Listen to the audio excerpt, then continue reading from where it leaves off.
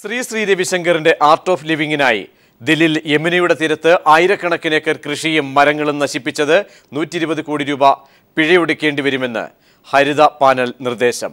പരിപാടിക്ക് എങ്ങനെ അനുമതി ലഭിച്ചുവെന്ന് കേന്ദ്ര പരിസ്ഥിതി മന്ത്രാലയത്തോട് ഹരിത ട്രിബ്യൂണൽ വിശദീകരണം ചോദിച്ചു. വിശദാംശങ്ങളുമായി മനുശങ്കർ ദില്ലിയിൽ നിന്നും ചേരുന്നു. മനു, വിശദീകരണം ഏത് രീതിയിലാണ് തേടിയിരിക്കുന്നത്? പ്രജീഷ്, യമുന നദീതീരത്ത് അതീവ പരിസ്ഥിതി പ്രാധാന്യമുള്ള നദീതീരത്ത് ആയിരക്കണക്കിന് ഏക്കർ കൃഷിസ്ഥലങ്ങൾ നശിപ്പിച്ചും ഒപ്പം മരങ്ങൾ മുറിച്ചു മാറ്റിയും മറ്റുമാണ് മണ്ണിട്ട് നിരത്തി ഈ പ്രദേശം മുഴുവൻ മണ്ണിട്ട് നിരത്തിയതിനു ശേഷം വേദി ഒരുക്കിയത്. ഇതിനെതിരെയുള്ള പ്രതിഷേധം വലിയ രീതിയിൽ ഉയരുകയും ചെയ്തിരുന്നു. ഈ ഒരു സാഹചര്യത്തിലാണ് ഇപ്പോൾ ദേശീയ ഹരിത ട്രൈബ്യൂണൽ തന്നെ നിയോഗിച്ച പാനൽ ഇക്കാര്യത്തിൽ കേന്ദ്രത്തോട് വിശദീകരണം തേടിയിരിക്കുന്നത്. എന്തടിസ്ഥാനത്തിലാണ് ഇത്തരത്തിൽ അനുമതി ഈ ഒരു വേദി ഒരുക്കുന്നതിനായി അതീവ പരിസ്ഥിതി പ്രാധാന്യമുള്ള യമുന നദീതീരത്ത് തന്നെ വേദി ഒരുക്കുവാൻ അനുമതി ഇവർക്ക് സംഘാടകർക്ക് ലഭിച്ചതെന്നും കേന്ദ്രത്തോട് ഹരിത പാനൽ തന്നെ ചോദിക്കുകയുണ്ടായി. 120 കോടി രൂപയെങ്കിലും ഇതിനായി പിഴ ഒടുക്കേണ്ടി വരുമെന്നും ഹരിത പാനൽ തന്നെ ചൂണ്ടിക്കാട്ടി. എന്നാൽ ഇത്തരത്തിൽ പിഴ ഒടുക്കിയാൽ പോലും ഒരുപക്ഷെ ഈ മണ്ണടിച്ചും മറ്റും നിരത്തിയിരിക്കുന്ന ഈ കൃഷിയിടം വീണ്ടും പുനർജീവിപ്പിക്കാനാകുമോ എന്നൊരു ആശങ്കയും എന്തായാലും കേന്ദ്രത്തോട് ഹരിത പാനൽ തന്നെ ചോദിക്കുകയും ചെയ്തിട്ടുണ്ട്. നിലവിൽ ഇത് സംബന്ധിച്ചുള്ള വാദം തുടരുകയാണ്. ഇത് അല്പസമയങ്ങൾക്കകം തന്നെ ശ്രീ രവിശങ്കറിന്റെ ആർട്ട് ഓഫ് ലിവിംഗ് പരിപാടിക്കായി വേദി പടുത്തുയർത്തിയ സംഭവവുമായി ബന്ധപ്പെട്ട് ഒപ്പം പരിസ്ഥിതിക്ക് ആഘാതമുണ്ടാക്കുന്ന രീതിയിൽ ഈ വേദി നിർമ്മിച്ചതുമായി ബന്ധപ്പെട്ടുള്ള രീതിയിൽ ഒരു വിധി അല്പസമയങ്ങൾക്കകം ഹരിത പാനൽ തന്നെ പുറപ്പെടുവിക്കും. നിലവിൽ ആയിരക്കണക്കിന് കർഷകരെ മറ്റുമാണ് ഇവിടെ നിന്ന് കുടിയൊഴിപ്പിച്ചത്. ജലസമൃദ്ധമായ ഈ ഭൂമിയിൽ മണ്ണിട്ട് നിരത്തിയതിനു ശേഷം വിളഞ്ഞു പാകമായി ആകാരായ കൃഷിയിടങ്ങൾ മറ്റും നശിപ്പിച്ചിരുന്നു. ഇത് ചോദ്യം ചെയ്ത 3 കർഷക കുടുംബത്തിലെ 3 വിദ്യാർത്ഥികളെ തിഹാർ ജയിലിൽ ഇല്ലാത്ത കേസുകൾ കള്ളക്കേസുകളും മറ്റും കുടുക്കി ജയിലിലടക്കുകയും ചെയ്തിട്ടുണ്ട്. നിലവിൽ വലിയ രീതിയിലുള്ള പ്രതിഷേധം ഉയരുന്ന ഒരു സാഹചര്യത്തിൽ രാഷ്ട്രപതി പ്രണബ് മുഖർജി പരിപാടിയിൽ നിന്ന് പങ്കെടുക്കുന്നതിൽ നിന്ന് പിന്മാറിയിരുന്നു. ഒപ്പം പ്രധാനമന്ത്രി നരേന്ദ്രമോദിയും ഈ പരിപാടിയിൽ നിന്ന് പിന്മാറണം എന്ന ആവശ്യവും പ്രതിപക്ഷം ഉയർത്തിയിട്ടുണ്ട്. ഇത്തരത്തിൽ വലിയ രീതിയിലുള്ള വിവാദങ്ങൾ ഉയർന്ന ഒരു പശ്ചാത്തലത്തിൽ സുരക്ഷാ കാരണങ്ങളും മറ്റും ഉയർത്തിക്കാട്ടിക്കൊണ്ട് പ്രധാനമന്ത്രി നരേന്ദ്രമോദിയും ഈ ചടങ്ങിൽ നിന്ന് പിന്മാറിയേക്കുമെന്ന സൂചനകളാണ് ലഭിക്കുന്നത്. എന്തായാലും പരിസ്ഥിതിക്ക് കോട്ടം തെറ്റുന്ന അവിടെ മനു, വളരെ ഒരുപക്ഷെ പരിസ്ഥിതിക്ക് വളരെ ആഘാതമുണ്ടാക്കുന്ന നിർമ്മാണ പ്രവർത്തനങ്ങളൊക്കെ ആയിരിക്കും ഒരുപക്ഷെ നടന്നിരുന്നത് എന്ന് വ്യക്തമാവുകയാണോ? ലോല പ്രദേശമാണ് ഈ മേഖല എന്നുകൂടി കണ്ടതിന്റെ അടിസ്ഥാനത്തിലാണോ ഇങ്ങനെ ഒരു ഇടപെടൽ ട്രിബ്യൂണലിന്റെ ഭാഗത്തു നിന്നും ഉണ്ടായിരിക്കുന്നത്? തീർച്ചയായും പ്രതീഷ്, കാരണം യമുന നദീതീരത്തിന്റെ ഇരു കരകളുമായി അതീവ പരിസ്ഥിതി പ്രാധാന്യമുള്ള പ്രദേശത്താണ് മണ്ണിടിച്ച് നിരത്തി ഫലഭൂയിഷ്ടമായ കൃഷി സ്ഥലങ്ങൾക്ക് മേൽ ഇത്തരത്തിലുള്ള ഒരു പരിസ്ഥിതി കോട്ടം തെറ്റുന്ന തരത്തിൽ ഒരു നിർമ്മാണം നടത്തിയത്. ഇതിന് ഹരിത ട്രൈബ്യൂണലിന്റെ അനുമതി മറ്റും നേടേണ്ടതായിരുന്നു. എന്നാൽ ഇതിന് ഹരിത ട്രൈബ്യൂണലിന്റെ അനുമതി ഒന്നും ലഭിച്ചിരുന്നുമില്ല. ഇത് വ്യക്തമാക്കി ദില്ലി സർക്കാർ തന്നെ ഇപ്പോൾ രംഗത്തെത്തിയിട്ടുമുണ്ട്. ഇത്തരത്തിലൊരു അനുമതി ഒന്നും ലഭിക്കാതെ എങ്ങനെ കേന്ദ്രം തന്നെ ഇതിന് ഈ സംഘാടകർക്ക് ഈ വേദി നിർമ്മിക്കുവാൻ അനുമതി നൽകി എന്നൊരു സംശയമാണ് ഹരിത ട്രൈബ്യൂണൽ മുന്നോട്ട് വെക്കുന്നത്. മാത്രമല്ല, യമുന നദിക്ക് ഈ നദിയുടെ ഇരു കരകളിലുമായി നിർമ്മിച്ചിരിക്കുന്ന ഈ വേദികളിലേക്ക് ബന്ധപ്പെടുന്നതിനും മറ്റുമായി സൈന്യത്തെ തന്നെ ഉപയോഗപ്പെടുത്തിക്കൊണ്ടാണ് പാലം നിർമ്മിച്ചത്. ഒരു താൽക്കാലിക പാലം ഇന്ത്യൻ സൈനികരെ തന്നെ ഈ സ്ഥലത്ത് ഇറക്കി പ്രതിരോധ മന്ത്രാലയം അനുമതിയോടുകൂടി ഇവരെ സ്ഥലത്ത് ഇറക്കിയായിരുന്നു യമുന നദിക്ക് കുറുകെ പാലം നിർമ്മിച്ചത്. ഇതെല്ലാം എന്ത് അടിസ്ഥാനത്തിലാണ് എന്ന സംശയമാണ് പ്രതിപക്ഷമടക്കം മുന്നോട്ട് വയ്ക്കുകയും ചെയ്യുന്നത്. ഒരു സ്വകാര്യ ചടങ്ങിനായി സൈന്യത്തെ പോലും വിട്ടു നൽകുന്ന സാഹചര്യം വലിയ രീതിയിലുള്ള വിവാദങ്ങൾക്ക് വഴിവെക്കുകയും ചെയ്തിരുന്നു. ആയിരക്കണക്കിന് കർഷകരാണ് കടം വാങ്ങിയും മറ്റും ഇവിടെ കൃഷി ഇറക്കിയിരുന്നത്. ഇവരുടെ കൃഷി ഏകദേശം പൂർണ്ണതോതിൽ എത്തുകയും ഇതിനുശേഷം ഇവർക്ക് ഇതിൽ നിന്ന് എന്തെങ്കിലും ഒരു ആദായം കിട്ടേണ്ട സമയമായപ്പോഴേക്കുമാണ് മണ്ണ് മറ്റും ഇട്ട് നിരത്തി വലിയ രീതിയിൽ ജലസമൃദ്ധമായ ഒരു പ്രദേശം, രാജ്യതലസ്ഥാനത്തെ പ്രദേശം ഇത്തരത്തിൽ വലിയ രീതിയിലുള്ള വിഘാതങ്ങൾക്ക് വഴിവെച്ചിരിക്കുന്നത്. ഇതിനാൽ തന്നെ ഇക്കാര്യത്തിനെതിരെ വലിയ രീതിയിലുള്ള പ്രതിഷേധങ്ങൾ ഉയരുകയും ചെയ്യുകയും ചെയ്തിരുന്നു. ഈ ഒരു പശ്ചാത്തലത്തിലാണ് ഇപ്പോൾ ഹരിത പാനൽ ഡയറക്ടറേറ്റിനെ CR ബാബു ഇത് സംബന്ധിച്ചുള്ള നിർദ്ദേശം വിശദീകരണം കേന്ദ്രത്തോട് ആവശ്യപ്പെട്ടിരിക്കുന്നത്. എന്തിന്റെ അടിസ്ഥാനത്തിലാണ് ഇവർക്ക് ഈ വേദി നിർമ്മിക്കുന്നതിന് ആവശ്യമായി ഈ പരിസ്ഥിതിലോല പ്രദേശത്ത് ഇത്തരത്തിൽ ഒരു അനുമതി ലഭിച്ചത് എന്നൊരു സംശയമാണ് കേന്ദ്രത്തോട് ചോദിച്ചിരിക്കുന്നത്. ഒപ്പം 120 കോടി രൂപയെങ്കിലും പിഴ ഈടാക്കേണ്ടി വരുമെന്നും, എന്നാൽ ഈ പിഴ ഈടാക്കിയാൽ പോലും ഈ ജലസമൃദ്ധമായിരുന്ന ഈ പ്രദേശം പുനർജീവിപ്പിക്കാൻ പറ്റുമോ എന്നൊരു ആശങ്കയും എന്തായാലും കേന്ദ്രത്തോട് ചോദിച്ചിരിക്കുകയാണ്. നിലവിൽ വലിയ രീതിയിലുള്ള ഒരു വിവാദങ്ങൾക്കാണ് വഴിവെച്ചിരിക്കുന്നത്. ഒപ്പം കൃഷി സ്ഥലങ്ങൾ, ആയിരക്കണക്കിന് ഏക്കർ കൃഷി സ്ഥലങ്ങൾ നശിച്ചു പോയിരിക്കുന്നു എന്നുകൂടി ഇവിടെ നിന്ന് വ്യക്തമാക്കേണ്ടി വരും. പ്രതീഷ്. മനുശങ്കരൻ വിശദാംശങ്ങൾ ദില്ലിയിൽ നിന്നും നൽകിയത്. ബീഫ് നിരോധനത്തെക്കുറിച്ച് മിണ്ടിയാൽ ജോലി പോകുമെന്ന് കേന്ദ്ര സർക്കാരിന്റെ മുഖ്യ സാമ്പത്തിക ഉപദേഷ്ടാവ് അരവിന്ദ് സുബ്രഹ്മണ്യൻ. മുംബൈയിലെ സർവകലാശാല വിദ്യാർത്ഥികളുടെ ചോദ്യത്തിനായിരുന്നു മുഖ്യ സാമ്പത്തിക ഉപദേഷ്ടാവിന്റെ മറുപടി. ബീഫ് നിരോധനം രാജ്യത്തിന്റെ ഗ്രാമീണ കാർഷിക സമ്പദ് വ്യവസ്ഥയെ ദോഷകരമായി ബാധിച്ചോ എന്നായിരുന്നു വിദ്യാർത്ഥികളുടെ ചോദ്യം. വിശദാംശങ്ങളുമായി സന്തോഷ് ദില്ലിയിൽ നിന്നും ചേരുന്നു. സന്തോഷ്, വിവാദമായ വിഷയത്തിലാണ് ഇപ്പോൾ ഉപദേഷ്ടാവിന് തന്നെ ഇങ്ങനൊരു മറുപടി ഇക്കാര്യത്തിൽ നൽകേണ്ടി വരുന്ന സാഹചര്യം. വിദ്യാർത്ഥികൾ എന്തൊക്കെ ചോദ്യങ്ങളാണ് ചോദിച്ചത്? അതിന് മറുപടി ഈ രീതിയിൽ അദ്ദേഹം എങ്ങനെ പൂർണ്ണമാക്കി? പ്രജീഷ്, രാജ്യത്ത് നിലനിൽക്കുന്ന അസഹിഷ്ണുതയ്ക്കും അരക്ഷിതാവസ്ഥയ്ക്കുമെതിരെ നേരത്തെ തന്നെ ഇദ്ദേഹം അരവിന്ദ് സുബ്രഹ്മണ്യൻ ഇത്തരത്തിലുള്ള ചില പരാമർശങ്ങൾ നടത്തിയിരുന്നു. കഴിഞ്ഞയാഴ്ച ബാംഗ്ലൂരിൽ വിദ്യാർത്ഥികളെ അഭിസംബോധന ചെയ്യുമ്പോൾ രാജ്യത്തെ വൈവിധ്യത്തിന് എതിരെയുള്ള കടന്നുകയറ്റം സമ്പദ് വ്യവസ്ഥയുടെ വളർച്ചയ്ക്ക് തടസ്സം നിൽക്കും എന്നായിരുന്നു അദ്ദേഹം പറഞ്ഞിരുന്നത്. കഴിഞ്ഞ ദിവസം ഇന്നലെ മുംബൈ സർവകലാശാലയിലെ സാമ്പത്തിക ശാസ്ത്രം വിദ്യാർത്ഥികളെ അഭിസംബോധന ചെയ്യുകയാണ് ബീഫ് വിഷയത്തിൽ ഇത്തരത്തിലുള്ള ഒരു പ്രസ്താവന അരവിന്ദ് സുബ്രഹ്മണ്യൻ നടത്തിയത്. വിദ്യാർത്ഥികളെ അഭിസംബോധന ചെയ്യവേ വിദ്യാർത്ഥികൾ ചോദിച്ച ചോദ്യം ഇങ്ങനെയായിരുന്നു: രാജ്യത്ത് ബീഫ് നിരോധനം കാർഷിക സമ്പൽ വ്യവസ്ഥയും അതോടൊപ്പം തന്നെ കർഷകരുടെ സാമ്പത്തിക സ്ഥിതിയെയും ദോഷകരമായി ബാധിക്കുമോ എന്നായിരുന്നു വിദ്യാർത്ഥികൾ ഉന്നയിച്ച ചോദ്യം. ഇതിന് അരവിന്ദ് സുബ്രഹ്മണ്യൻ നൽകിയ മറുപടി: ബീഫ് നിരോധനത്തെക്കുറിച്ച് സംസാരിച്ചാൽ, ബീഫ് നിരോധനത്തെക്കുറിച്ച് മിണ്ടിയാൽ പണി പോകും, അതുകൊണ്ട് പ്രതികരിക്കുന്നില്ല എന്നായിരുന്നു മറുപടി. ഇത്തരത്തിലുള്ള ഒരു ചോദ്യം ചോദിച്ച് നിങ്ങൾക്ക് നന്ദി പറയുന്നു എന്നും അരവിന്ദ് സുബ്രഹ്മണ്യൻ വ്യക്തമാക്കിയിട്ടുണ്ട്. പ്രത്യേകിച്ചും ഇത് വളരെ ഗൗരവത്തോടു കൂടി തന്നെ ഇന്ന് ദേശീയ മാധ്യമങ്ങൾ ഉൾപ്പെടെ ഈ വാർത്ത റിപ്പോർട്ട് ചെയ്യുകയും ചെയ്തിരിക്കുന്നു. കാര്യം കേന്ദ്ര സർക്കാരിലെ തന്നെ ഏറ്റവും മുതിർന്ന ഒരു ബ്യൂറോക്രാറ്റ് അല്ലെങ്കിൽ ഏറ്റവും മുതിർന്ന ഒരു ഉദ്യോഗസ്ഥൻ എന്നുള്ള നിലയിൽ ഇത്തരത്തിൽ നടത്തിയിട്ടുള്ള ഒരു പ്രസ്താവന, ബീഫിനെതിരെ സംസാരിച്ചാൽ ജോലി നഷ്ടപ്പെടുന്ന ഒരു സാഹചര്യമാണ് രാജ്യത്ത് നിലനിൽക്കുന്നത് എന്നുള്ളത് ഉയർന്ന ഒരു ഉദ്യോഗസ്ഥനിൽ നിന്നുമാണ് പ്രതികരണം വന്നിരിക്കുന്നത്. സ്വാഭാവികമായും ഇത് രാജ്യത്ത് ഇന്ന് നിലനിൽക്കുന്ന അസഹിഷ്ണുതയും അരക്ഷിതാവസ്ഥയുടെയും ഒരു നേർചിത്രമാണ് എന്നുള്ള തരത്തിലാണ് ഇപ്പോൾ ചർച്ചകൾ പുരോഗമിക്കുന്നത്. പ്രജീഷ്. യെസ്, സന്തോഷ് വിശദാംശങ്ങൾ നൽകിയത്. പരീക്ഷാകാലത്ത് ഫ്യൂസ് ഊരിയ KSEBിക്ക് വിദ്യാർത്ഥികളുടെ അപ്രതീക്ഷിത ഷോക്ക്. ചാരുമൂട്ടിലെ SSLC വിദ്യാർത്ഥികൾ പ്രതിഷേധിച്ച് KSEB ഓഫീസ് പഠനമുറിയാക്കി. SSLC പരീക്ഷാ സമയത്തും കുട്ടികൾക്ക് പഠിക്കാൻ കഴിയാതെ വന്നതോടെയാണ് മാവേലിക്കര ചാരുമൂട് KSEB ഓഫീസിനുള്ളിൽ വിദ്യാർത്ഥികൾ പഠിക്കാനെത്തിയത്. കഴിഞ്ഞ 6 മാസത്തിലധികമായി തുടരുന്ന കറണ്ട് കട്ട് പരീക്ഷാ സമയത്തും തുടർന്നതോടെ രാത്രികാലങ്ങളിൽ കുട്ടികൾക്ക് പഠിക്കാൻ സാധിച്ചിരുന്നില്ല. ഏറ്റവും ഒടുവിൽ പരീക്ഷയുടെ തലേ ദിവസവും KSEB കറണ്ട് കട്ടുമായി മുന്നോട്ടു പോയതോടെ വിദ്യാർത്ഥികൾ രക്ഷിതാക്കളുടെ സഹായത്തോടെ ഓഫീസിൽ പഠിക്കാനെത്തുകയായിരുന്നു. ഒരു മാസത്തിലേറെയായിട്ട് ഞങ്ങൾ അനുഭവിച്ചു വരുന്ന ഒരു വലിയ കറണ്ടിൻ്റെ പ്രോബ്ലം കൊണ്ടാണ് ഞങ്ങൾ ഇന്ന് ഇവിടെ വന്ന് ഈ KSE ഓഫീസിൽ തന്നെ ഇരുന്ന് പഠിക്കാൻ തീരുമാനിച്ചത്. പുതുപ്പള്ളികുന്നം മുരിങ്ങമടം ക്ഷേത്രത്തിൻ്റെ അടുത്തായിട്ടുള്ള ഒരു ലൈനിലെ 60ഓളം വീടുകളാണ് ഇന്ന് ഈ വൈദ്യുതി ക്ഷാമവും വോൾട്ടേജ് ക്ഷാമവും അനുഭവിച്ചു വരുന്നത്. 50ഓളം വീട്ടിലും കുട്ടികൾ പഠിക്കുന്നവരാണ്. SSLC +2 എക്സാമിനേഷൻ ഉൾപ്പെടെ എല്ലാ വിദ്യാർത്ഥിനികളും ഈ വോൾട്ടേജ് ക്ഷാമത്തെ രൂക്ഷമായിട്ട് നേരിടുകയാണ്. കറണ്ട് പോയി കഴിഞ്ഞാൽ ഉദ്യോഗസ്ഥരില്ലെന്ന് പറഞ്ഞിവർ ടെലിഫോൺ പോലും എടുക്കാറില്ലെന്നും രക്ഷിതാക്കൾ പറയുന്നു. പരീക്ഷാ സമയത്ത് യാതൊരു കാരണവശാലും വൈദ്യുതി മുടക്കരുത് എന്ന കർശന നിർദ്ദേശം നിലനിൽക്കുന്ന സാഹചര്യത്തിലാണ് KSEB കുട്ടികളോട് ക്രൂരത കാട്ടുന്നത്. News bureau, Alappuzha. വളരെ ഗൗരവമായ എന്നാൽ അതിലുപരി അർഹിക്കുന്ന മറുപടി തന്നെയാണ് വിദ്യാർത്ഥികൾ നൽകിയത്. ഈ വാർത്തയുടെ വിശദാംശങ്ങളിലേക്ക് എന്തായാലും പോകേണ്ടതുണ്ട്. ഷാജഹാൻ വിശദാംശങ്ങൾ നൽകും. ഷാജി, ഒരുപക്ഷെ പ്രതിഷേധിക്കുന്ന രീതികൾ, പ്രതിഷേധങ്ങൾ ഉണ്ടാകാറുണ്ടെങ്കിലും ഇത് അതീവ പ്രാധാന്യത്തോടു കൂടി കാണേണ്ട ഒരു വിഷയമാണ്. പ്രത്യേകിച്ച് SSLC പരീക്ഷയുടെ സമയത്ത് പവർ കട്ട് പൊതുവേ ഒരു പക്ഷേ അതിൽ അത്ഭുതമൊന്നുമില്ല. കാരണം കഴിഞ്ഞ കാലങ്ങളിലൊക്കെ തന്നെ ഇത്തരം ദിവസങ്ങളിലൊക്കെ തന്നെ പവർ കട്ട് ഉണ്ടായിട്ടുണ്ട്. വിദ്യാർത്ഥികളടക്കം വലിയ മനോവേദനയിലേക്ക് പോയിട്ടുണ്ട്. പക്ഷേ പ്രതിഷേധിക്കാനുള്ള യാതൊരു സാഹചര്യങ്ങൾ പോലും ഒരു പക്ഷേ പല ഗ്രാമപ്രദേശങ്ങളിൽ പോലും ഇല്ലാത്ത ഒരു രീതി. പക്ഷേ വ്യക്തമായ ഒരു മറുപടി തന്നെയാണ് എന്താണ് ചാരുമൂട്ടിലെ വിദ്യാർത്ഥികൾ KSEBിക്ക് നൽകിയിരിക്കുന്നത്. എന്താണ് കഴിഞ്ഞ ദിവസം സംഭവിച്ചത്? പ്രതീക്ഷ, ആലപ്പുഴ ജില്ലയിൽ പൊതുവെ ഇത്തരത്തിൽ വൈകുന്നേരങ്ങളിൽ കറണ്ട് പോകുന്നത് പതിവാണ്. ഇലക്ട്രിസിറ്റി ഓഫീസിൽ വിളിച്ചു കഴിഞ്ഞാൽ ബന്ധപ്പെട്ട ഉദ്യോഗസ്ഥരിൽ നിന്നും കൃത്യമായിട്ടുള്ള മറുപടിയും ലഭിക്കാറില്ല.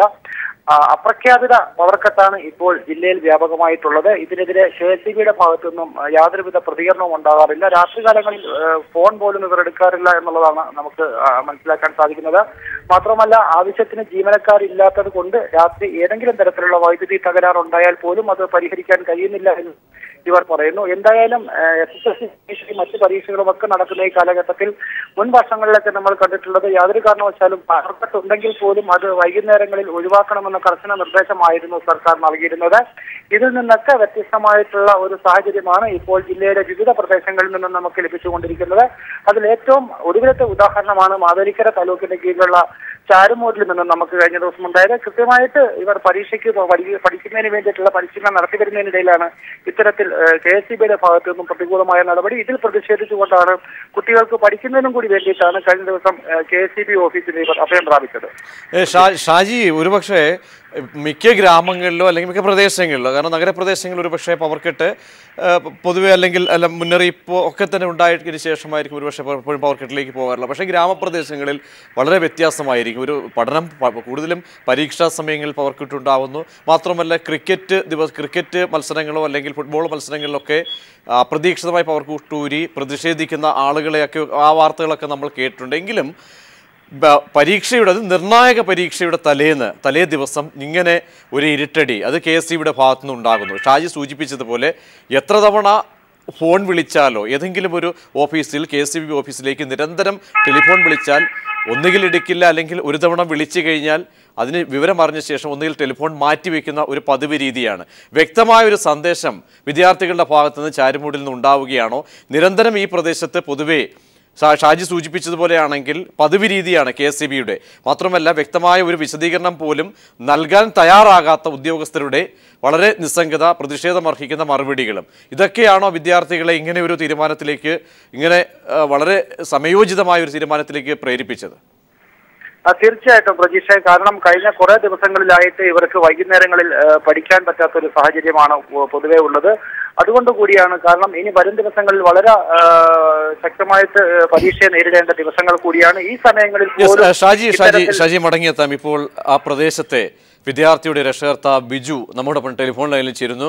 ബിജു, വിദ്യാർത്ഥികൾ താങ്കളുടെ അടക്കം അല്ലെങ്കിൽ താങ്കളുടെ പ്രദേശത്തെ അടക്കമുള്ള വിദ്യാർത്ഥികളാണ് കഴിഞ്ഞ ദിവസം ചാരുമൂട്ടിലേക്ക് ഇങ്ങനെ ഒരു പ്രതിഷേധം രേഖപ്പെടുത്തിയത്. ഒരുപക്ഷെ വളരെ ശ്ലാഘനീയം, അതിനേക്കാൾ ഉപരി പ്രതിഷേധാർഹവും മനോവേദനയും ഉണ്ടാക്കുന്ന ഒരു സംഭവമായി പോയി. എന്തായിരുന്നു ഒരുപക്ഷെ ഇന്നലെ സംഭവിച്ചത്? സാറേ, ഇതിപ്പോ കുറെ നാളുകൊണ്ടുള്ള ഒരു വിഷയമാണ്. ഏകദേശം ഒരു മാസമായിട്ട് ഞങ്ങളുടെ നാട്ടിലെ ഒരു പ്രശ്നമുണ്ട്. ഇപ്പൊ ഈ ശിവരാത്രി കഴിഞ്ഞതിന് ശേഷം മുതൽ ഞങ്ങൾക്ക് കറണ്ട് എന്ന് പറഞ്ഞ സംഗതി ഇല്ല. അപ്പൊ ഇലക്ട്രിസിറ്റി ഓഫീസിലെ സ്ത്രീകളൊക്കെ വിളിച്ചു കഴിയുമ്പോൾ രാത്രി വിളിക്കുമ്പോഴത്തേക്ക് അവര് ദേഷ്യപ്പെടുകയാണ്. നിങ്ങൾ എന്തെങ്കിലും രാത്രി വിളിക്കുന്ന, കറണ്ട് ഇല്ലെങ്കിൽ പകല് വിളിച്ച പറഞ്ഞിട്ടെ. അപ്പൊ ഇങ്ങനെ പല പ്രാവശ്യങ്ങളായി കഴിഞ്ഞാൽ ചോദിച്ചു കഴിയുമ്പോൾ കുറച്ച് കഴിയുമ്പോഴത്തേക്ക് കറണ്ട് വരും, പിന്നെ പോകും. അപ്പൊ ഞങ്ങൾ പിന്നെ സ്ത്രീകളും കുട്ടികളും ഒക്കെ വിളിച്ചങ്ങോട്ട് പറഞ്ഞു ഞങ്ങൾ അങ്ങോട്ട് വരും വിഷയിച്ചു എന്നൊക്കെ പറഞ്ഞു കഴിയുമ്പോഴത്തേക്ക് ഇച്ചിരി വരും, പിന്നെ കറണ്ട് അങ്ങ് പോകും. ഇങ്ങനെ ഇത് കുറെ ആയി കഴിഞ്ഞപ്പോഴത്തേക്ക് പിന്നെ ഞങ്ങൾ ഇതെല്ലാവരും ഒന്ന് ശ്രദ്ധിക്കാൻ വേണ്ടിയും പിന്നെ ഇതൊന്നും ആവർത്തിക്കാതിരിക്കാൻ വേണ്ടിയിട്ടും പിന്നെ വിദ്യാർത്ഥികൾ അവിടെ കറണ്ട് വരുന്നിടത്ത് വീട്ടിൽ കറണ്ട് ഇല്ലെങ്കിൽ കറണ്ട് വരുന്ന വീട്ടിൽ അവിടെ ചെന്നിരുന്നെങ്കിൽ പഠിച്ചാൽ മതിയല്ലോ. അതെ അതെ അതെ അതാണ് ബിജു. കാരണം എത്ര പരിഷ്കാരം സാങ്കേതികമായും അല്ലാതെയും ഒക്കെ ഉണ്ടായിട്ടും അണുവിട പോലും പരിഷ്കാരത്തിന് വിധേയമാവുകയോ തങ്ങളുടെ സമീപനം ഞങ്ങൾ മാറ്റാൻ തയ്യാറല്ല എന്ന് കഠിനമായി ശഠിക്കുന്ന കെടുകാര്യസ്ഥ നിലനിൽക്കുന്ന ഒരു വിഭാഗമാണ് ഒരുപക്ഷെ ഈ KSEB പല ഓഫീസുകളും. കാരണം എല്ലാവരും, കാരണം ബിജു ഇപ്പോൾ പറഞ്ഞ രീതിയിലുള്ള പ്രതികരണങ്ങൾ ഈ നാടിൻ്റെ കേരളത്തിലെ എല്ലാ ജില്ലകളിൽ നിന്നും പലരെങ്കിലും എല്ലാവരും പ്രതികരിക്കാൻ ആഗ്രഹിക്കുന്ന ഒരു വിഷയമാണ്. കഴിഞ്ഞ ദിവസം നിങ്ങളെല്ലാവരും ഒരുമിച്ച് ചേർന്നുള്ള ഒരു തീരുമാനമായിരുന്നു. എങ്ങനെയാണ്, കാരണം കർശനമായ രീതിയിൽ ഗതികെട്ടുകൊണ്ടാണോ ഇങ്ങനെ ഒരു തീരുമാനത്തിലേക്ക് പോയത്? അതെ അതെ ഞങ്ങൾ അവിടെ പിന്നെ ഇന്നലെ അവിടെ ചെന്ന് കഴിഞ്ഞപ്പോഴത്തേക്ക് രാത്രിയിൽ അവിടെ സ്ത്രീകളൊക്കെ ചെന്ന് കഴിഞ്ഞപ്പോഴത്തേക്ക് അവിടെ ഉണ്ടായിരുന്ന ഉദ്യോഗസ്ഥർ നിങ്ങൾ എന്തിനാ വന്നതെന്ന് പോലും ഒന്നും അന്വേഷിച്ചില്ല. അപ്പൊ എന്നിട്ട് ഉടനെ അവരത് വണ്ടി എടുത്തുകൊണ്ട് അങ്ങ് പോവുകയും ചെയ്തു. അപ്പൊ ഞങ്ങൾ ഈ പ്രതിഷേധമൊക്കെ നടത്തി കഴിഞ്ഞപ്പോഴത്തേക്ക് 1-2 ഉദ്യോഗസ്ഥരൊക്കെ വന്നു കഴിഞ്ഞപ്പോഴത്തേക്ക് അവർ പറഞ്ഞു ഓവർലോഡിന്റെ പ്രശ്നം കൊണ്ടാണ് ലൈൻ പോകുന്നതെന്ന്. ഓവർലോഡിന്റെ പ്രശ്നമാണെങ്കിൽ വെട്ടമൊന്ന് കിട്ടണ്ടേ, ലൈറ്റ് ഒന്ന് കത്തണ്ടേ, ഇതൊന്നും ചെയ്യുന്നില്ല.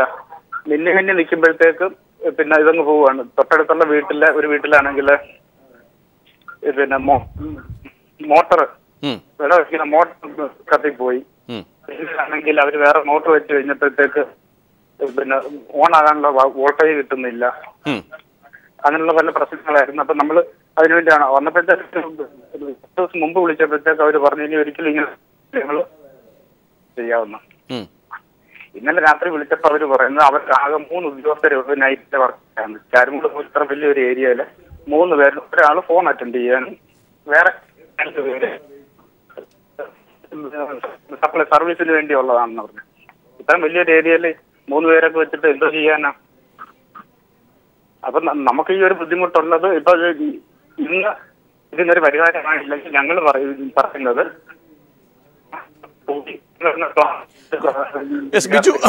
ബിജു ടെലിഫോൺ ലൈനിൽ തുടരുക. ഷാജി ടെലിഫോൺ ലൈനിലുണ്ടല്ലോ. തീർച്ചയായിട്ടും. ഷാജി, അവിടെ ബിജു സൂചിപ്പിച്ച കാര്യം, അവിടെ വിളിക്കുമ്പോൾ ഉദ്യോഗസ്ഥർ അവരുടെ ചില നിരോധനങ്ങൾ പറയുന്നു. കാരണം ഉദ്യോഗസ്ഥർ അത്യാവശ്യമില്ലാത്ത മേഖലയാണ്. യഥാർത്ഥത്തിൽ എൻ്റെ വസ്തുത ഷാജി അന്വേഷിച്ച് കാണുമല്ലോ. ഇത്തരം ഓഫീസുകളിൽ ചാരുമൂട് പോലെയുള്ള അല്ലെങ്കിൽ ആ പ്രദേശത്ത് കൂടുതലും സാങ്കേതിക തകരാറുകൾ ഒരുപക്ഷെ ഉണ്ടായേക്കാവുന്ന മേഖലയാണ്.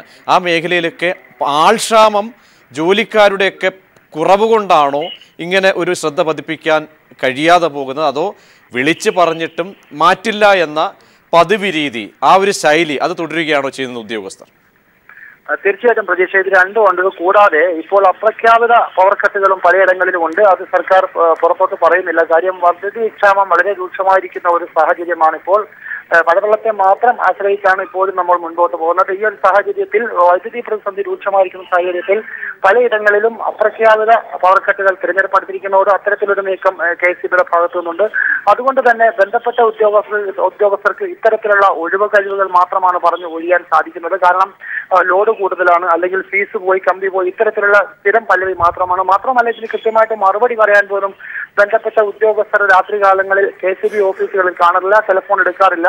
ഇത്തരത്തിൽ ഏത് വിധേനയും കൃത്യമായിട്ട് കറണ്ട് ചാർജ് അടയ്ക്കുന്ന അല്ലെങ്കിൽ ഉപഭോക്താക്കളെ ഏത് വിധേനയും അവരെ ദുരിതത്തിലാക്കുക എന്നുള്ള ഒരു സ്ഥിരം സമീപനം തന്നെയാണ് KSEB ഇപ്പോഴും വെച്ച് പുലർത്തുന്നത്. പ്രതീക്ഷ. യെസ്, എന്തായാലും സംസ്ഥാനത്തെ സമാന സംഭവങ്ങളിൽ മാതൃകയാക്കാവുന്ന ഒരു പ്രവൃത്തി തന്നെയാണ് ചാരുമൂട്ടിലെ വിദ്യാർത്ഥികൾ കഴിഞ്ഞ ദിവസം പ്രകടിപ്പിച്ചത്.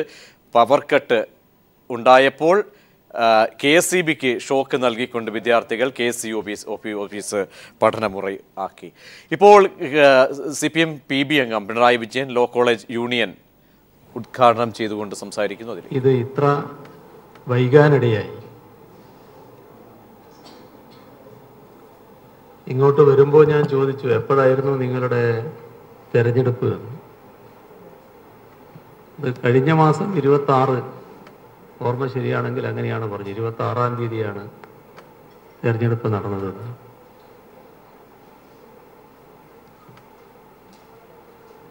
ഇത് അനുകരണീയമായ ഒന്നാണ് എന്ന് എനിക്ക് തോന്നുന്നില്ല. എനിക്ക് മറ്റൊന്നും അറിയില്ല, ആരാണ് അതിന് ഉത്തരവാദി, എങ്ങനെയാണ് സംഭവിച്ചതെന്നൊന്നും എനിക്കറിയില്ല. പക്ഷേ തീർത്തും ഒഴിവാക്കേണ്ട ഒന്നാണിത്. കാരണം ഇന്നത്തെ കാലത്ത് നിങ്ങളുടേതുപോലുള്ള ഒരു യൂണിയന് ഒരുപാട് കാര്യങ്ങൾ ചെയ്യാൻ സാധിക്കും. ഇപ്പോൾ ഫ്രാൻസിസ് ജോർജ് മാധ്യമങ്ങളെ കാണുന്നു. ഇന്നിപ്പോൾ പല അവസരങ്ങളിലും ഒളിഞ്ഞും തെളിഞ്ഞുമുള്ള വെല്ലുവിളികൾ ഉയർന്നുകൊണ്ടിരിക്കുന്നത്. ഇത് നമുക്കറിയാമല്ലോ, ഒരു ഏകാധിപത്യ പ്രവണതയിലേക്ക് വിരൽ ചൂണ്ടുന്ന ഒരു സാഹചര്യമാണ്. ഇത് ജനാധിപത്യത്തെ തകർക്കും. നമ്മുടെ രാജ്യത്തിൻ്റെ ഏറ്റവും വലിയ നേട്ടം എന്ന് പറയുന്നത് ജനാധിപത്യ വ്യവസ്ഥയെ നമുക്ക് നിലനിർത്താൻ കഴിഞ്ഞു എന്നുള്ളത് തന്നെയാണ്. ശാസ്ത്ര സാങ്കേതിക രംഗത്ത്, കാർഷിക രംഗത്ത്, വ്യാവസായിക രംഗത്തൊക്കെ ഉണ്ടാക്കിയിട്ടുള്ള നേട്ടങ്ങൾ വളരെ വലുതാണ്. ഇന്ന് ലോകത്തിലെ എണ്ണപ്പെട്ട രാജ്യങ്ങളിലൊന്നായി നമ്മുടെ രാജ്യം മാറിയിട്ടുണ്ട് എന്ന് നമ്മൾ അഭിമാനിക്കുമ്പോൾ ഈ അടിസ്ഥാന തത്വങ്ങളും മൂല്യങ്ങളും ബലി കഴിച്ചുകൊണ്ട് അതല്ലെങ്കിൽ അതിനെ അവഗണിച്ചുകൊണ്ട് നമ്മൾ മുന്നോട്ട് പോയാൽ രാജ്യം തന്നെ തകരും. രാജ്യത്തിൻ്റെ ഐക്യത്തിനും അഖണ്ഡതയ്ക്കും ഏറ്റവും വലിയ ഭീഷണിയായി അങ്ങനെയുള്ള സമീപനങ്ങൾ മാറും.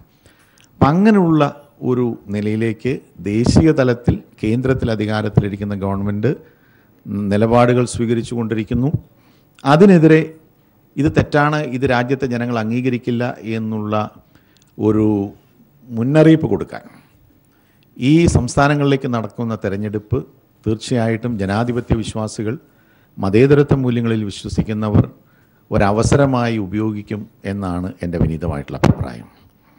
കേരളത്തെ സംബന്ധിച്ചിടത്തോളം ഈ കഴിഞ്ഞ 5 വർഷം ഇപ്പോൾ കാലാവധി പൂർത്തിയാക്കാൻ പോകുന്ന ഐക്യജനാധിപത്യ മുന്നണി ഗവൺമെൻറ്, ഈ ഗവൺമെൻറ് വന്നതിന് ശേഷം നമ്മുടെ സംസ്ഥാനത്ത് ഉണ്ടായിട്ടുള്ള വിവിധങ്ങളായിട്ടുള്ള പ്രശ്നങ്ങൾ, ഏറ്റവും കൂടുതൽ ആരോപണങ്ങൾ നേരിട്ട ഒരു ഗവൺമെൻറ്, കാർഷിക മേഖലയെ സംബന്ധിച്ചിടത്തോളം ഏറ്റവും വലിയ തകർച്ച, വിലത്തകർച്ച ഉണ്ടായ ഒരു കാലഘട്ടം.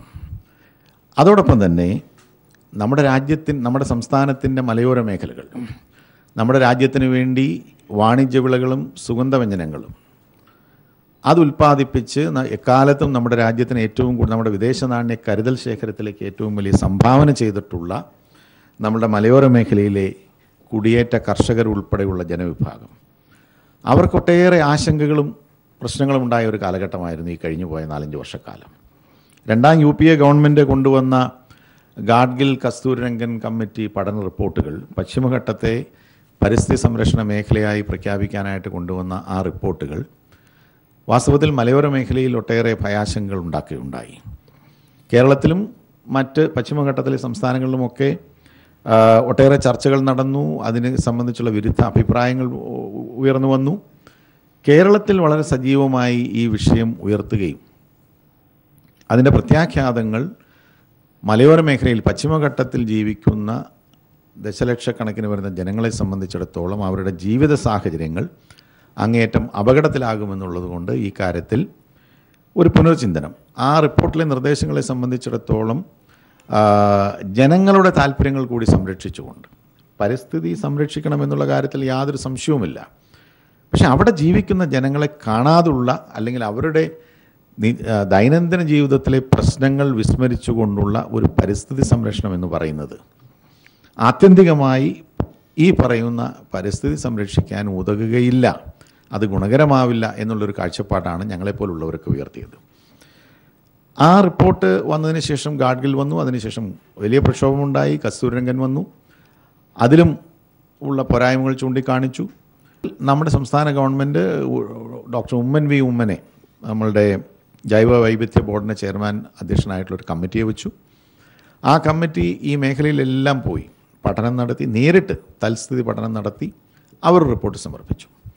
ആ റിപ്പോർട്ടിലെ നിർദ്ദേശങ്ങളായിരുന്നു നമ്മളുടെ ജനവാസ കേന്ദ്രങ്ങളും കൃഷിഭൂമികളും തോട്ടങ്ങളും എല്ലാം ഒഴിവാക്കിക്കൊണ്ട് വനമേഖലയെ മാത്രം ESA ആയി അഥവാ പരിസ്ഥിതി ദുർബല പ്രദേശമായി നിലനിർത്തുക. അപ്പോൾ ആ റിപ്പോർട്ട് കേന്ദ്ര ഗവൺമെൻറ്റിൽ സമർപ്പിച്ചു. പക്ഷേ അത് ഇച്ഛാശക്തിയോടുകൂടി ആ കാര്യത്തിൽ കേന്ദ്ര ഗവൺമെൻറ്റിനെ കൊണ്ടൊരു തീരുമാനമെടുപ്പിക്കാൻ നമുക്ക് കഴിഞ്ഞില്ല എന്നുള്ളതാണ് ഈ ഗവൺമെൻറ്റിനെ സംബന്ധിച്ചിടത്തോളം വലിയൊരു പോരായ്മയായിട്ട് അത് നിൽക്കുകയാണ്. ഗവൺമെൻറ് കൊടുത്ത റിപ്പോർട്ടിനെ സംബന്ധിച്ച് കേന്ദ്ര ഗവൺമെൻറ് വളരെ വ്യക്തമായി പറഞ്ഞു, ഇത് ഞങ്ങൾക്ക് സ്വീകാര്യമല്ല. കാരണം ഒരു വില്ലേജ് എടുത്താൽ ആ വില്ലേജിൽ പല സ്ഥലത്തായി ചിതറിക്കിടക്കുന്ന ESAകൾ പറ്റില്ല. അങ്ങനെ വന്നാൽ ആ വില്ലേജ് മുഴുവൻ എക്കോളജിക്കലി സെൻസിറ്റീവ് ഏരിയ അഥവാ പരിസ്ഥിതി ദുർബല പ്രദേശമായി ഞങ്ങൾക്ക് പ്രഖ്യാപിക്കേണ്ടതായിട്ട് വരും. അപ്പോൾ അതിനനുസരിച്ചുള്ളൊരു മാറ്റം ഈ വില്ലേജുകളുടെ ഭൂപടത്തിൽ വരുത്തണം എന്ന് കേന്ദ്ര ഗവൺമെൻറ് ആവശ്യപ്പെട്ടിട്ടും സംസ്ഥാന ഗവൺമെൻറ്റിന് അത് തൃപ്തികരമായി ചെയ്തു കൊടുക്കാൻ കഴിഞ്ഞിട്ടില്ല എന്നുള്ളതാണ്. അത് പശ്ചിമഘട്ടത്തിൽ ജീവിക്കുന്ന ജനങ്ങളെ സംബന്ധിച്ചിടത്തോളം വലിയ ആശങ്ക അതിപ്പോഴും നിലനിൽക്കുകയാണ്. ഒരു കരട് വിജ്ഞാപനം പുറപ്പെടുവിച്ചു കേന്ദ്ര ഗവൺമെൻറ്, UPA ഗവൺമെൻറ്. അതിൽ ഈ പറഞ്ഞ കാര്യങ്ങളൊക്കെ ഉണ്ടായിരുന്നു. കരട് വിജ്ഞാപനത്തിന് ശേഷം 60 ദിവസത്തിനകം അന്തിമ വിജ്ഞാപനം വരേണ്ടതാണ്. അങ്ങനെ ജനവാസ കേന്ദ്രങ്ങളും കൃഷിഭൂമികളും തോട്ടങ്ങളുമൊക്കെ ഒഴിവാക്കിക്കൊണ്ടുള്ള ഒരു അന്തിമ വിജ്ഞാപനം ഇറക്കിക്കത്തക്ക രീതിയിലുള്ള നടപടികൾ സ്വീകരിക്കാൻ സംസ്ഥാന ഗവൺമെൻറ്റിന് കഴിഞ്ഞില്ല എന്നുള്ളത് ഏറ്റവും വലിയ കുറ്റകരമായിട്ടുള്ള ഒരു അനാസ്ഥയോ പോരായ്മയോ ആയി എടുത്തു കാണിക്കേണ്ടതായിട്ടുണ്ട്. മറ്റൊന്ന് മലയോര മേഖലയിലെ കർഷകരെ സംബന്ധിച്ചിടത്തോളം അവരുടെ പട്ടയ പ്രശ്നമാണ്. 1/1/1977 മുമ്പുള്ള മുഴുവൻ കുടിയേറ്റ കർഷകർക്കും അവരുടെ കൈവശ ഭൂമിക്ക് 4 ഏക്കർ വരെ ഉപാധിരഹിതമായി പട്ടയം നൽകാമെന്നുള്ള ഉറപ്പ് അത് ഈ 5 വർഷക്കാലം കഴിയാറാകുമ്പോഴും അല്ലെങ്കിൽ ഏതാണ്ട് കഴിഞ്ഞിരിക്കുന്ന അവസ്ഥയിലും അത് പാലിക്കാൻ ഈ ഗവൺമെൻറ് കഴിഞ്ഞിട്ടില്ല. വാസ്തവത്തിൽ മുഖ്യമന്ത്രി വിളിച്ചു ചേർത്ത പല ആലോചനാ യോഗങ്ങളിലും തുടക്കത്തിൽ പറഞ്ഞിരുന്ന ഉറപ്പ് 6 മാസം പരമാവധി 1 വർഷത്തിനകം പട്ടയ പ്രശ്നത്തിന് ശാശ്വതമായിട്ടുള്ള പരിഹാരം ഉണ്ടാക്കും എന്ന് തന്നെയായിരുന്നു. പക്ഷേ ഇപ്പോഴും 10,000-കണക്കിന് ഏതാണ്ട് 1 ലക്ഷത്തോളം കൈവശ കർഷകർ പട്ടയം ലഭിക്കാനായി അവിടെ കാത്തു നിൽക്കുകയാണ്. മറ്റൊരു പ്രശ്നം എക്കോളജിക്കലി ഫ്രജൈൽ ലാൻഡ്സ് പ്രൊട്ടക്ഷൻ, ആ ഒരു EFL നിയമത്തിൻ്റെ നിയമം നടപ്പാക്കിയതിലൂടെ കൈവശ ഭൂമി നഷ്ടപ്പെട്ട കർഷകരുടെ പ്രശ്നമാണ്. ഈ ഗവൺമെൻറ് വന്ന് അവതരിപ്പിച്ച ആദ്യത്തെ ബജറ്റിൽ, ബഹുമാനപ്പെട്ട KM മാണി സാർ അവതരിപ്പിച്ച ആദ്യത്തെ ബജറ്റിലെ പ്രധാനപ്പെട്ടൊരു വാഗ്ദാനമായിരുന്നു EFL നിയമം നടപ്പാക്കിയതിലൂടെ ഭൂമി നഷ്ടപ്പെട്ട കർഷകർക്ക് അത് തിരിച്ചു നൽകും. പക്ഷെ ഇന്ന് വരെ ആ കാര്യത്തിൽ ഫലപ്രദമായ നടപടി സ്വീകരിക്കാൻ ഈ ഗവൺമെൻറ്റിന് കഴിഞ്ഞിട്ടില്ല. അപ്പോൾ അങ്ങനെ കാർഷിക മേഖലയെ സംബന്ധിച്ചിടത്തോളം, ഈ മലയോര മേഖലയെ സംബന്ധിച്ചിടത്തോളം അവിടുത്തെ കച്ചവട സ്ഥാപനങ്ങൾ, അവയിരിക്കുന്ന ഷോപ്പ് സൈറ്റുകളുടെ പട്ടയം, ഇതൊക്കെയാണ് അവരെ സംബന്ധിച്ചിടത്തോളം അവരുടെ ജീവിതത്തിലെ ഏറ്റവും മർമ്മപ്രധാനമായ പ്രശ്നങ്ങൾ ഇതൊക്കെയാണ്. ഈ പ്രശ്നങ്ങൾക്കൊന്നും ഈ 5 വർഷക്കാലത്തിനിടയ്ക്ക് ഫലപ്രദമായ തൃപ്തികരമായ ഒരു നടപടി സ്വീകരിക്കാനോ നടപ്പിലാക്കാനോ ഈ ഗവൺമെൻറ് കഴിഞ്ഞിട്ടില്ല. മറ്റൊന്നിപ്പോൾ കാർഷിക മേഖല എടുത്താൽ റബ്ബർ, നാളികേരം, ഏലം ഉൾപ്പെടെയുള്ള വിളകളുടെ വിലത്തകർച്ച. റബ്ബറിൻ്റെ വിലത്തകർച്ച ഉണ്ടായി നമുക്കറിയാമല്ലോ. 243 രൂപ വരെ 2011-12 കാലഘട്ടത്തിൽ റബ്ബറിന് വിലയുണ്ടായിരുന്നതാണ്. ഇന്നിപ്പോൾ അത് 100 രൂപയിലും താഴെ പോയിരിക്കുന്നു. ഒരു തരത്തിലും ചെറുകിട ഇടത്തരം റബ്ബർ കർഷകരെ സംബന്ധിച്ചിടത്തോളം പിടിച്ചു നിൽക്കാൻ കഴിയാത്ത അവസ്ഥ. ഏതാനും കർഷകർ ആത്മഹത്യ വരെ ചെയ്യുകയുണ്ടായി. നമ്മുടെ രാജ്യത്ത് കർഷകർ ആത്മഹത്യ ചെയ്യേണ്ട സാഹചര്യം അങ്ങേറ്റം നിർഭാഗ്യകരമാണ്. ഈ രാജ്യത്തെ തീറ്റിപ്പോറ്റുന്ന, അല്ലെങ്കിൽ ഈ രാജ്യത്ത് വളരെ നിർണായകമായ വിളകൾ കൃഷി ചെയ്യുന്ന റബ്ബറിനെ സംബന്ധിച്ച് പറയുന്നത് ഇതൊരു സ്ട്രാറ്റജിക് ക്രോപ്പാണെന്നാണ്. വാസ്തവത്തിൽ നമ്മുടെ രാജ്യം ഓടുന്നത് റബ്ബറിൻ്റെ സഹായം കൂടി ഉള്ളത് കൊണ്ടാണ്. അപ്പോൾ അത്ര വളരെ പ്രധാനപ്പെട്ട തന്ത്രപ്രധാനമായിട്ടുള്ള ഒരു വിളയുടെ കാര്യത്തിൽ ഈ സംസ്ഥാനത്ത് ഏറ്റവും കൂടുതൽ കൃഷി ചെയ്യുന്ന, രാജ്യത്തിന് വേണ്ടി ഏറ്റവും കൂടുതൽ റബ്ബർ ഉൽപ്പാദിപ്പിക്കുന്ന കേരളത്തിലെ ബഹുഭൂരിപക്ഷം വരുന്ന, അതിൽ 90-95% വളരെ സാധാരണക്കാരാണ്. 1/2 ഏക്കർ മുതൽ മുകളിലോട്ടുള്ളവരാണ് കൃഷിക്കാർ. അവരുടെ ഇതുപോലുള്ള മർമ്മപ്രധാനമായ ഒരു ജീവിത പ്രശ്നത്തിൽ എന്ത് നടപടിയാണ് ഈ ഗവൺമെൻറ് ഫലപ്രദമായി സ്വീകരിക്കാൻ കഴിഞ്ഞത്? ഇപ്പോൾ ബജറ്റിൽ 300 കോടി രൂപ വിലസ്ഥിരതയ്ക്ക് ഫണ്ട് വെച്ചു എന്ന് പറഞ്ഞാലും അതുപോലും, അതിൻ്റെ പകുതി പോലും ചെലവഴിക്കാൻ കഴിയാതെ ഈ ഗവൺമെൻറ് നിൽക്കുകയാണ്.